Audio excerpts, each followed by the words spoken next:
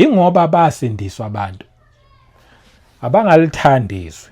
Bamthanda uJesu abantu, bayithanda izinto futhi kaNkulunkulu, kodwa izwi abalifuni.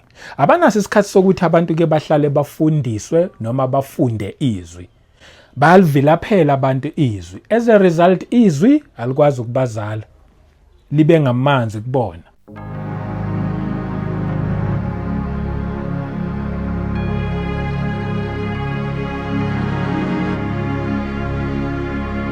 Welcome once again kwiKota2 Media. Igama lami ngumduduzi ngakashabangu. Asibingelele umoya ongcwele khona phakathi kwethu, sibonge leli thuba nje silokhu sihlangana share indaba ezimnandi. Ngiphinde ngibingelela abangcwele kuyindawo zonke la kufinyelela khona le message. Mhlawumbe yaqala nje ukuhlangana nale channel, ngasashintshi ngizosho kanjalo, ngithi uhlale nje zothi siqeda la uyobusizakele la ekhaya sikhuluma nje indaba ezimnandi. Azikho ezinye ezimnandi edlula lezi indaba nje zomuntu kanye noNkulunkulu, yilezi esizosishare. But before ngiyekude, ngithi mangiqale nje ngokudlulisa le shout out message kubazalwane engiye ngahlangana nabo lapha eJabulani Mall Soweto. Abazalwane sahlangana nje saxoxa kwamnandi, base bethi nje sacela nje ukuthi umemeze nje igama lethu ukuthi nathi siyifamily yakalewu siyabulisa, sithi nje uJesu Kristu inkosi. Bekubrother uMthuthuzeli ehamba nonkosikazi wakhe uPoncho, kanjalo nendodakazi uKhulubuse.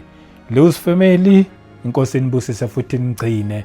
Ngiphinde futhi ngibonge nje kubazalwane kuyizindawo zonke la kufinyelela nje le message. Kinina nonke na subscribe, na comment, na like, konke nje kuningi nikwenzayo. Channel members siyanibonga nonke ngendlela esimangaliso nangemikhuleko nabanikelayo emaceleni nonke bazalwane, siyanibonga kakhulu. Asingene nendabeni namhlanje. Siqhubeka ngayo nje ukuthi umbuso wezulu usondele. Indaba le eyayikhulunywa uJesu Kristu siqale from Matthew 4 verse 17 la ithi, from that time Jesus began to preach. Kusukela ngaleso sikhathi uJesu waqala washumayela, athi thina sihambe enyathelweni zakhe lokhu yena akwenza. He began to preach, and khona kusho mayeqala nje ukushumayela okusobala futhi ukuthi khona kwakubalekile. Wathi repent, for the kingdom of heaven is at hand. Wathi masiphenduke ngokuba umbuso wezulu ususondele, okusho ukuthi umbuso wezulu ungowalabo abaphendukile, laba abarepentayo. Ukurepenta ke kufuna kubiza umuntu ukuthi arepente ngeqiniso, especially uma ngabe ufuna ukwazi ngeindaba lezi zombuso kaNkulunkulu. Urepente nje ngeqiniso, umfuna uNkulunkulu ngoba umfuna, hayi ukuthi urepente ngoba ufuna ukujoyina isonto.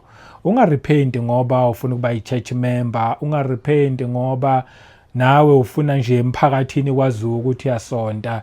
Ungarepenti ngoba ufuna ukuthi ngelinye lamalanga mawungcwatshwa umfundisi abe khona emncwabeni wakho. Uzobe yaziroba mawenza kanjalo.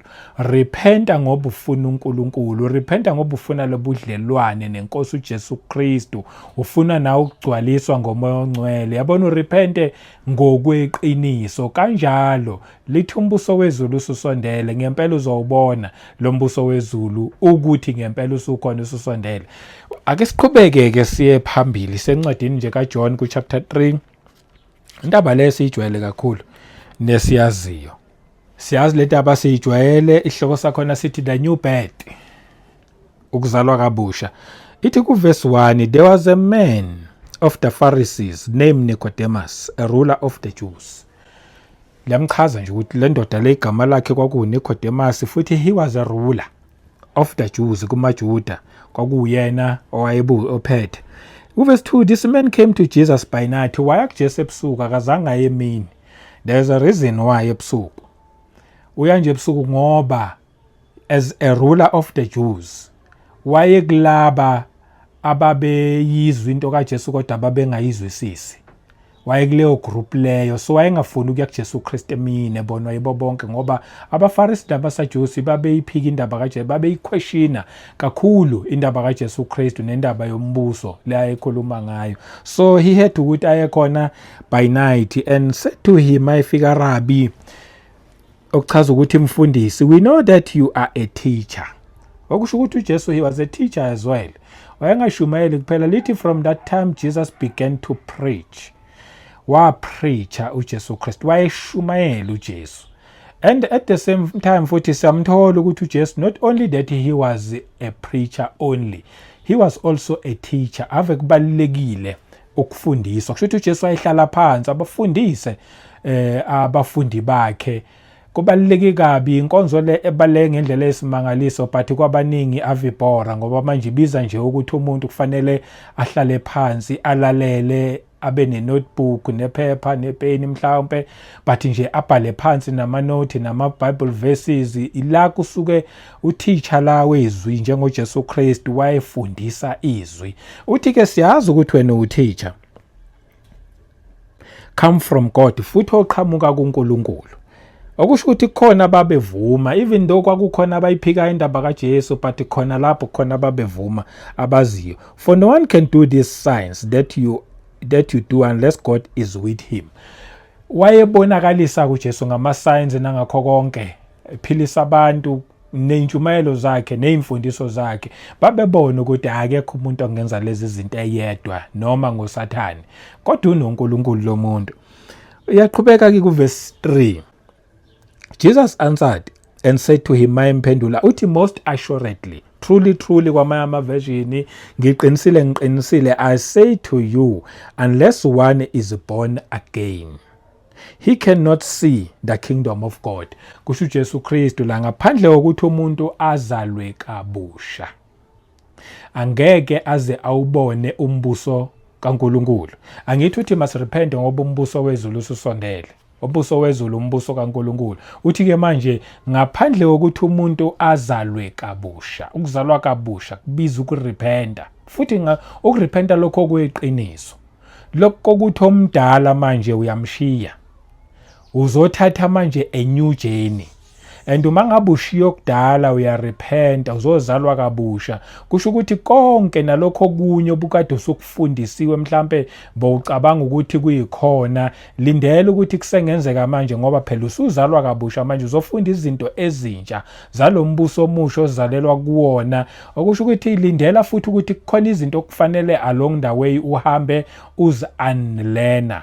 Okuyinto ke engekho lula kakhulu into soyifunda iminyaka, kutholakala sekufanele ukuthi uyikhiphe uvume ukuthi cha lento engangiyifundisiwe akusiyona. Uthi-ke kuJesu Kristu ngaphandle kokuthi umuntu azalwe kabusha angeke awubone umbuso wezulu. Okusho ukuthi umuntu umezalwa kabusha uzalwa abe fresh, a newborn, bese banamehlo okwazi ukubona. Okusho ukuthi umuntu mangabe engakazalwa kabusha futhi engakarepent, usahamba ngalamehlo akhe amadala. Yilo muntu omdala, lo muntu omdala akakwazi ukubona ke. Lo muntu omdala ubona lokho esikubonayo nje, lokho esesikujwayele sikubonayo.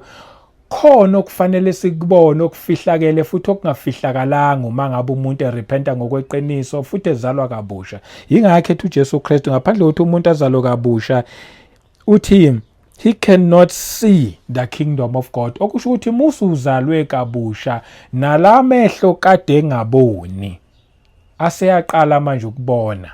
Umbuso wezulu uhambisana nokubona kumuntu ozalwe kabusha. Right, iyaqhubeka ke indaba. uNicodemus uthi ku-verse 4, how can a man be born when he is old? uNicodemus akayizwanga indaba yombuso kaNkulunkulu, uzwa indaba yokuzalwa futhi manje uyaqakeka ukuthi umuntu angazalwa kanjani uma ngabe sekhulile aphinde azalwe futhi. Can he enter the second time into his mother's womb and be born? Angabuyela futhi esibelethweni sikamama wakhe. Uyabona uyithatha lento ngokwenyama. And inyama ngempela futhi ngeke izi understand indaba yokuzalwa kabusha. Inyama ngeke izi understand indaba yokurepenta. Indaba ngeke izi understand inyama, ngeke izi understand indaba yokuthi kufanele lamehlo abone umbuso wezulu. Enyameni nje i-confusion yodwa. But njengoba nje naye wayebuza ukuthi khona umuntu angabuyela esibelethweni sikamama wakhe ayozalwa kabusha. Verse 5, Jesus answered, most assuredly I say to you. Kushuthi isiqinisekiso lesi mayithi nje most assuredly noma truly ngiqinisile yiqiniso leli futhi akekho ngaliphikisa. Noma ungaliphikisa uyothi uliphikisa kodwa kube kungachazi ukuthi uthi njengoba uphika akusenzi lona iqiniso uliphikisa kodwa lona limile liyiqiniso. I say to you, unless one is born of water and the spirit, ngaphandle ukuthi umuntu azalwe ngamanzi nangomoya, spirit, Holy Spirit, he cannot enter the kingdom of God. Manje sekuyangenwa embusweni wezulu. Oqala zalwa kabusha khona uzokwazi ukubona lo mbuso wezulu. Uma usuzelweke kabusha awupheleli nje kuzalweni kabusha. Uzalwa kabusha ngokwamukela uJesu Kristu, umconfessa ngomlomo wakho uthi uJesu Kristu uyinkosi, ngiyamvuma, ngiyakholwa futhi ngenhliziyo ukuthi uNkulunkulu wamvusa kwabafileyo, ukhona uyaphila. Ukholwe futhi ungaconfessi kuphela but uyikholwe lento ukuthi lenkosi ikhona, iyaphila. Yakunqoba ukufa, iyaphila, uyikholwe. Yabona kungabi nje ukuthi ufundile ukuthi kufanele ngenze kanje. Uyikholwe lento ukuthi ngempela ikhona iyaphila. Once wakholwa ukuthi ukhona iyaphila, uzokholwa futhi ukuthi unombuso and umbuso wakhe umbuso ongapheli. Akupheleli ke lapho ke kune stage esilandelayo kufanele uphinde uzalwe nangamanzi. Uphinde uzalwe nangomoya.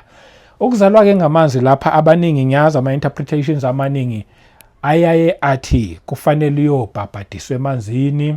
Mawuqeda ukubhabhadiswa emanzini ubusubhabhadiswa futhi nango uthola umoya ongcwele. Kulungile, kufanele vele sobhabhadiswa emanzini. But leli verse lideep ngendlela esimangalisa, likhulumi ngokuyongena emanzini lokhu kwebaptism. Uma lithi kufanele uthi uJesu ngiqinisile malithi kufanele uzalwe ngamanzi noma sizalwe ngamanzi, lisho amanzi lana lishizwi. Izwi likaNkulunkulu lingamanzi. Izwi lithi nje uma ngabe ufunda khona la kuJohn ku chapter 15 ithi ku verse 3, you are already clean because of the word which I have spoken to you. Ni clean kushuthi nigezekile ngezwi engilikhulumile kunina. Izwi ke uma ngabe kuukuthi liyamgeza umuntu okusho ukuthi izwi lingamanzi. And uma ngabe leli izwi liyakugeza okusho ukuthi leli izwi kufanele uzalelwe kulo. Kufanele sizalwe ngamanzi, amanzi la izwi. And futhi uma ngabe uyibheka mhlawumbe ukuphinda ngilethe elinye ukugcwalisa le ndaba yokuthi amanzi yizwi ku 1 John ku chapter 5. Ngifuna ukugcwalisa le ndaba yokuthi ngempela malithi ukuzalwa ngamanzi likhuluma ngezwi. 1 John chapter 5 verse 7 lithi ku verse 7, for there are three that bear witness in heaven. Bathathu abaletha ufakazi ezulwini. The Father, uNkulunkulu Baba, the Word, ulizwi, uJesu Kristu, and the Holy Spirit, and these three are one. More la right. Bese sithi ku verse 8, and there are three that bear witness on earth, la emhlabeni ke manje. The Spirit, umoya ongcwele loyo. The water is the word. Ilama lithi the water likhulume ngokuyobhabhadiswa. But likhuluma ngani ngezwi njengoba nje laphayana ku verse 7 lithe the word. La lithi the water. Futhi the water here doesn't mean umoya ongcwele njengoba ku John ku chapter 7 verse 37 malikhuluma ngamanzi ayogobhoza eswini. Lamanzi lawa ayoba umfula eswini. Mangabe likhuluma lapho likhuluma ngomoya ongcwele but la ku verse 8 malithi the water likhuluma ngezwi ngoba yilona elisigezayo sibe clean. Lithi you are already clean because of the word kusho uJesu Kristu that I've spoken to you. Bese lithi and the blood here represents the Father, and these three agree as one. Sibuyele ku John ku chapter 3 uthi uJesu ku verse 5, most assuredly I say to you, unless one is born of water and the Spirit. Okusho ukuthi angithi usuzelwe kabusha. Awuhlalike nje ungenzile lutho. Abantu abaningi bayilahlela. Banede bazalwa kabusha, bangena amasonto, bangalithanda izwi. Ave kubalekile ke manje ukuthi leli izwi lithande. Silithande leli izwi futhi ulifunde linjengoba linjalo, ulamkele linjengoba linjalo, ucela umoya ongcwele kuphi interpretation. la likhuza khona uvume liyangikhuza, la lithi angikwenze lokhu uvuma ukwenze. Mawuhlangana nendaba entsha obungakazi uzuyizwe umangala ungathi I've never heard about this, ngeke ngikwamukele lokhu. Wamukele konke okulelizwi. Lelizwi leli liza kuzala. Yingakho lithi ngaphandle kokuthi uma ngabe umuntu azalwe ngamanzi, lelizwi lizoba ngamanzi aza kugeza, ngoba lelizwi liyaphila kwalona, amazwi abhaliwe impela. Kodwa mawulokhu wafunda yaphila lamazwi bese yamgeza umuntu abe clean, abangamanzi lamazwi lawa. Bese lithi nangomoya ongcwele. Malithi nangomoya lisho wena impela umoya ongcwele. Sizalelwe kulelizwi, siphinde sikhule futhi sozalwa futhi sizalwe ngomoya ongcwele, okusho ukuthi la ekurepenteni nasekuzalweni noma ekuzalweni kabusha kuyakhula, kunama stages la khona izwi liqhamuka selikuzala khona. Usul-understanda lelizwi ngenye indlela. Umoya ongcwele akuzala, umoya ongcwele ubhabhadiswe ngomoya ongcwele. Umoya ongcwele akusize eku-understandeni lelizwi leli. Lithi-ke uma ngabe likhuluma kuverse 5, ngaphandle ukuba umuntu azalwe ngamanzi nangomoya angeke angene embusweni wezulu, okusho ukuthi kuyangenwa futhi embusweni wezulu. Uthi ngeke azangene embusweni wezulu. Likhuluma ngaliphi ilanga la? Likhuluma mhlawumbe ngalelanga sesidlulile emhlabeni, ukuthi-ke the day sadlule emhlabeni then sobe sesiyongena embusweni wezulu. Cha, alikhulumi ngaleso sikhathi. Yebo, nangaleso sikhathi vele kufanele songena-ke manje sesohlala noNkulunkulu kwingonaphakade, but ila likhuluma ngokungena embusweni wezulu sisesela emhlabeni. Uyakhona ukungena embusweni wezulu sisesela emhlabeni. Yabo lelizwi leli lifakazela indaba kaMatthew ku-6 chapter 6 kuverse 33, malithi but seek ye first the kingdom of God and his righteousness, and all these things shall be added to us. Malithi but seek ye first, funani qala umbuso wezulu. Asufuni ukuthi soze siwuthole dade sedlulile emhlabeni, okusho ukuthi masuwufuna uzotholakala. Utholakala ngaluphi uhlobo? The day umuntu esengena embusweni wezulu. Ingakho lithi kuverse 5, he cannot enter the kingdom of God. Okusho ukuthi ukuze sikwazi ukuthi singene, okokuqala kufanele siwubone lo mbuso ngokuzalwa kabusha, bese sizalwa ngamanzi nangomoya, and then-ke sokwazi ukungena futhi embusweni kaNkulunkulu. Okusho ukuthi umbuso kaNkulunkulu uyatholakala, but indlela nje yokutholakala futhi ayikho nzima njengoba bekade sicabanga.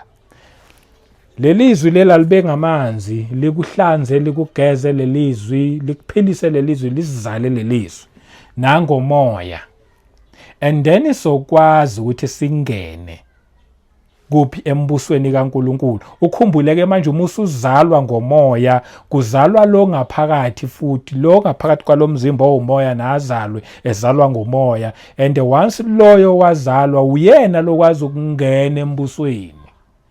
But ngaphandle kwalokho umuntu kusoze azangene. Okusho ukuthi uma ngabe abantu bengakwazi ukungena embusweni wezulu, ingoba basindiswa abantu abangalithandi izwi. Bamthanda uJesu abantu, bayithanda izinto futhi kaNkulunkulu, kodwa izwi abalifuni. Abanaso isikhathi sokuthi abantu-ke bahlale bafundiswe noma bafunde izwi. Balivilaphela abantu izwi. As a result, izwi alikwazi ukubazala, libe ngamanzi kubona, libageze lelizwi. Abakwazi ukuzalwa nangomoya futhi, ngoba manje ukhumbule phela ukuthi uJesu engulizwi, uyena oyindlela esisakubaba. Kusho ukuthi noma ongcwele somthola through Jesu Kristu, azikho ezinye indlela. But asiqhubeke nayo khona ngeke ngibe mude kakhulu. Ithi kuverse 6, that which is born of the flesh is flesh. That's why inyama ingazikhona inyama ikhona nje ukunderstanda izinto zenyama. And that which is born of the spirit is spirit. Nokuzelwe ngumoya ke manje kungumoya. 7, do not marvel that I said to you, you must be born again. Uthi uJesu ungamangali ekhuluma noNicodemus, ukhuluma nathi namanje. Masingamangali uma ngabe ethi kufanele sizalwe kabusha. Uma ngabe umbuso wezulu siyafuna, sifuna ukuthi siwubone, sifuna ukuthi singene, Hayi then ingasingathuki mangabe kuthiwa masizalwe kabusha. Abantu ke have belizonda indaba yokuzalwa kabusha. Abanye baze basho bathi hey lamasonto amabhona again. Yo ngwanyanya kabi lawo masonto. Kusho umzalwane efaka ijoyini yelinye isonto. Kodwa leli lokuzalwa kabusha kalifuni. Kodwa yonke lento le akusiyona yesonto elithile lokuzalwa kabusha. Uyimessage yayikhulunywa uJesu Kristu engayikhulumi kwisonto elithile, ekhuluma kubantu abathi balandela uJesu Kristu, hayi esontweni elithile. Akusiyi message le yamasonto athile mhlambe yalabo abafaka amasudi no kick and boboza yabona. Le message yawo wonke umuntu othi ngithanda uJesu Kristu. Lo muntu nje othi nami ngiyakholwa ukuthi uNkulunkulu ukhona, imessage yakhe ke le. Ungathuki uma ngabe ethi uJesu Kristu masizalwe kabusha. 8. The wind blows where it wishes, and you hear the sound of it, but cannot tell where it comes from and where it goes. So is everyone who is born of the Spirit. Yabona umoya vele uyawuzwe nje mhlambe noma uhamba endleleni ukuthi umoya uqhamuka mhlambe ngapha. Uya futhi le ngoba vele uphephethela ngapha. Kodwa ukuthi ungasho ukuthi uqhamuka kuphi ngeke uzusho. Phela nje siyawuza ukuthi uphephethela uya le. Ukuthi futhi uyophelela kuphi asazi, kodwa khona siyawuza ukuthi yali. Lithi ke unjalo futhi nozelwe ngomoya. So is everyone who is born of the Spirit. Into le njengoba nje ungazi uma uqhamuka kuphi inobu mystery phakathi. Ngeke ngathi uyichaza nendaba ye mystery la when it comes to umbuso kaNkulunkulu. Into enobu mystery I understandeki, I explaineki, but futhi izwi lona liyakhona ukuthi lizama ukuyichaza lilethe lento kovumayo futhi lokho eyizwa lokho eyiunderstanda le ndaba le yombuso kaNkulunkulu iyoqondwa kahle ngabantu bakamoya abafuna futhi umoya ongcwele, not noma imuphi umoya but umoya ongcwele. Ibona bayokwazi ukuthi bayiqonde kahle le ndaba. Verse 9, Nicodemus answered and said to him, esho kuJesu Kristu, how can these things be? Hayi uyayizwe Nicodemus, phela usesenyameni ngaleso sikhathi. Uthi lezi zinto lezo zikhulumayo but zoba khona kanjani? Namanje njengoba ngikhuluma nje nakhona abantu okungathi bayangizwa futhi abangizwa. Yonke lento lomuntu la ekhulumayo into ekhona ngaluphi uhlobo kanjani? Ithi ke ku verse 10, Jesus answered and said to him, are you the teacher of Israel? Ngoba uNicodemus ukhumbule he was a ruler of the Jews. Okusho ukuthi bengomunye wabafundisayo. Abafundisa futhi lona lelizwe. Ingakho ethi nawe ngomunye wabothisha bakaIsrael and do not know these things. Kodwa uzazi lezi zinto. Then uma usulifunda lelizwi liwenza ubone ukuthi okusho ukuthi bakhona othisha abaphethe lelizwi kodwa bangazazi futhi lezi zinto ezikulo lelizwi lela balifundisayo. Ngoba nangu noNicodemus waye omunye wothisha. Naye wayewazi imibhalo, naye wayeyazi imibhalo but wayengazazi lezi indaba. Okusho ukuthi bakhona namanje futhi abawazi amavesi. Futhi abalazi iBhayibheli ngendlela exakile. Baliyele esikoleni amanye doctor abanye yabo nje banemagama lawa phezulu the way befunde ngakhona. But abayazi le ndaba le because iyimystery le ndaba. Ukhumbule njengoba echaza uJesu njengoba umoya nje uzawuzwa wona ukuthi uqhamuka ngapha kodwa uyangapha kodwa ngeke usho ukuthi uqhamuka kuphi futhi uya kuphi. Banjalo nabazelwe ngumoya. Yabona umoya uma ngabe usukuzala uphenduka izinto ezikhulumayo zibe nobumystery phakathi, zibe ngazathi zinokungaqondakali kahle phakathi. Kodwa hayi ukuthi ngoba engaqondakali, ingoba okuzelwe inyama kuyinyama. Soze kuyi-understand le ndaba. Anjalo futhi nozelwe umoya naye futhi umoya. That's why understanda ezikamoya. Uthi ku verse 11, most assuredly ngiqinisile futhi uJesu ekhuluma lawa amazwi. Futhi kuliqiniso le I say to you, nakhe ngishoyo kuwe, we speak what we know and testify what we have seen. Mhlambe ngime khona lapho kwamanje. Uthi uJesu we. Akathi ke manje uJesu I speak what I know. uJesu la wayesefaka wonke umuntu onobufakazi bombuso kaNkulunkulu. Wayesefaka wonke umuntu othe mayezalwa kabusha wawubona umbuso kaNkulunkulu. Ubesefaka wonke umuntu othe uma ngabe sezalwe kabusha, wazalwa futhi nangamanzi, wazalwa nangomoya, wangena embusweni kaNkulunkulu. Uyeke lo uJesu ambalayo eyibala kanye naye ethi we speak what we know. Sikhulume sikwaziyo.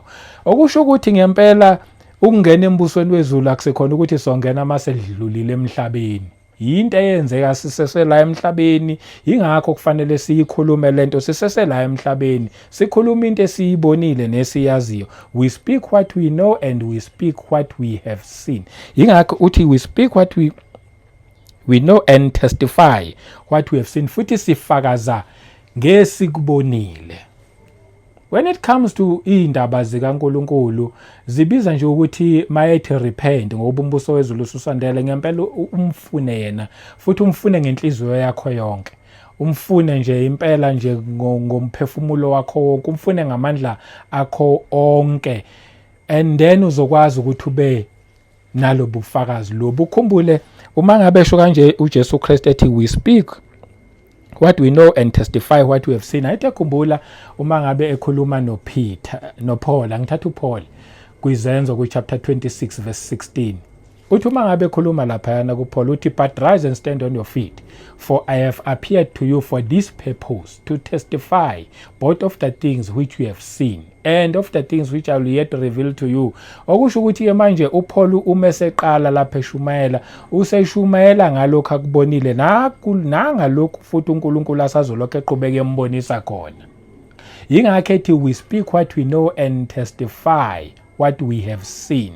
Embusweni wezulu kukhona abantu abafakaza ngabakubonileyo nabakwaziyo, ngoba bangenile, bawubonile futhi bangena, bawuthola umbuso. Yingakho ngiyaye ngithi ubalekile lo mbuso ukuthi masiwuthole ngoba uzokubonisa uNkulunkulu. Ukhumbule uzozalwa ngamanzi uphinde uzalwe nangomoya, and then manje umoya uzokuthatha ubone akubonise nawo lo mbuso, and futhi uzongena phakathi. Once wangena lapha phakathi uzofike uthola ukuthi wena ubani lapha embusweni, and once wathola ukuthi ubani lapha embusweni uzobuya sewuzazi ungadidekanga, ungekho confused.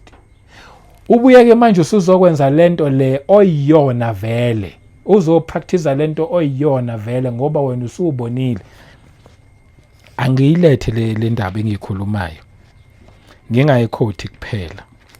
Uthi mawufunda kuJohn 10 uverse 9 uthi uJesu I am the door, ngoba uyena oyisango. Yingakho kufanele nje samukele yena sikholwe uye. If anyone enters by me, engena uJesu. By who? By Jesus Christ. If anyone enters by me, ithi mawufunda kuverse 5 ngithathe nje uline lo yokugcina, he cannot enter the kingdom of God. Wonjani ongeke angene embusweni kaNkulunkulu? Uthi uJesu, most assuredly I say to you, unless one is born of water and the spirit, he cannot enter the kingdom of God. Uma ungazalwanga ngomoya, ngamanzi nangomoya, ngeke ungene embusweni kaNkulunkulu.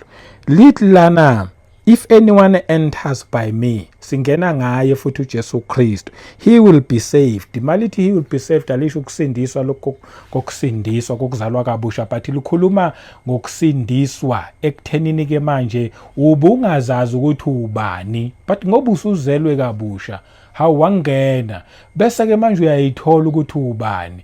Lento kade uyiphesuwa before uzazi ukuthi ubani, you will be saved ke manje ungalokho ugijimisa izinto obukade ucabanga ukuthi yizo owazizela emhlabeni kanti akusizona. Uyobe usuyaqala sewenza le okuyiyona oyiyona owayuzivele uyizelela emhlabeni. Kanjalo wena usuzithola ukuthi ubani, you are now saved ekuthenini ugijimise yonke into egijinyiswa abantu, but wena manje usuwenza lokho okufanele ukuthi mawukwenze. Lithi lana he will be saved and will go in and out and find pasture. Uzongena uphume uthola amadlelo. Imaphi lamadlelo ozowathola? Angithi-ke manje uyobe usuyithola ukuthi wena ubani, sewuyazazi ukuthi ubani, usunobufakazi, usubonile, usufakaza ngalokho okwaziyo. Yabona-ke manje lamadlelo-ke manje osuwathola manje yilokho ukuthi wena usuyazazi ukuthi ubani. I hope lelizwi leli liya-understandeka. Ngiqhubeke nalo. Ithi most assuredly I say to you, we speak what we know and testify what we have seen, and you do not receive our witness. Kusho uJesu ekhuluma noNicodemus. Hayi uNicodemus kuphela, kodwa ekhuluma nabo bonke abasaphila enyameni, futhi abangafuni ukulamukela leli qiniso linjengoba linje.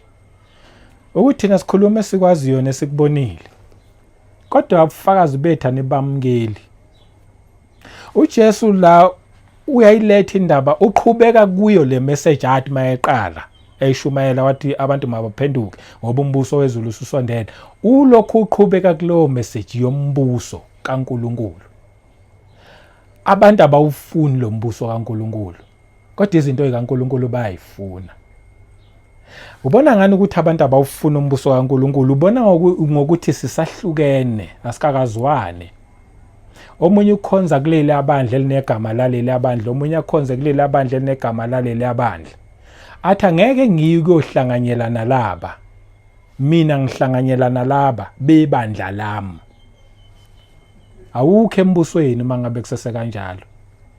Embusweni alikho indaba yokuthi nginebandla lami anginali ibandla lami. Embusweni ayikho indaba yokuthi izimvu zami. Embusweni ayikho indaba yokuthi mina. Embusweni kunoJesu Kristu oyinkosi yombuso. Embusweni kunezisebenzi ezisebenzela umbuso, eziqoqa abantwana bakaNkulunkulu abasebumnyameni ukuthi ozani nize kukhanyeni. Kulokukhanya sizalwa kabusha, khona sokwazi ukubona. Kulokukhanya sizalwa ngamanzi nangomoya, khona sokwazi ukuthi singene. Then sizolokhu sikhula bese sesibonile sesingenile manje, bese kufika isikhathi sokuthi sigcine sesenze njani, sesifakaza ngesikwaziyo, sikhulume ngesikubonile. Kuyakhulwa. Yabona likhona izwi elithi ebabusisiwe abakholwa bengabonanga. Ngempela kunjalo. Sikholwa vele singabonanga lutho, singazi lutho. Sitshelwa nje ukuthi uJesu Kristu inkosi, uyena onokuphila kuyingona phakade. And once ukholwa ungabonanga, uthi uJesu Kristu babusisiwe abanjalo, abakholwa bengabonanga. But that doesn't mean ukuthi fanele sihlaleke manje silokhu singaboni. Angithi sizalwa kabusha. Umuntu yabona newborn ithola amehlo amasha, ithola indlebe ezintsha, yonke into yakhe iba yintsha. Okudala kudlulile, bheka sekukhona okusha. This person manje uqala ukubona. Ukholwe engabonanga. But kuyakhulwa phela la evangelini. Ufike ngempela ukholwa ungabonanga futhi ubusisiwe nokholwa ungabonanga. But ke musu ukuhlala lokhu ungaboni. Kuyakhulwa. Ugcine nawe usubona. Khona uyothi ufakaze ngokwaziyo, ufakaze ngokubonile, uzoba ufakazi weqiniso. Khona ngelinye ilanga uyothi mawusuhlangana nenkosi uJesu Kristu athi well done my son, noma well done my daughter, ngoba wawufakaza, wawuyimela lento, wawuyihluphekela lento, futhi wawufakaza ngokwaziyo, futhi wawufakaza ngeqiniso, wawungacabangeli. Yini indaba? Wavuma ukuzalwa kabusha.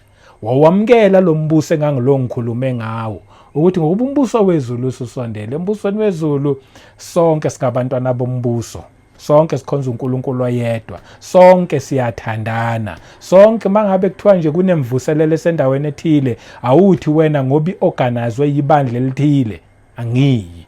Kuphela uma unesikhathi sokuthi uyaya ngoba manje understand ukuthi yebo elinye ibandla linelinye igama, kodwa abakithi abasembusweni. Igama lami ngumduduzi ngokashabangu. Asiphinde sihlangane kwivideo elandelayo ngomusa wenkosi uJesu Kristu. Amen.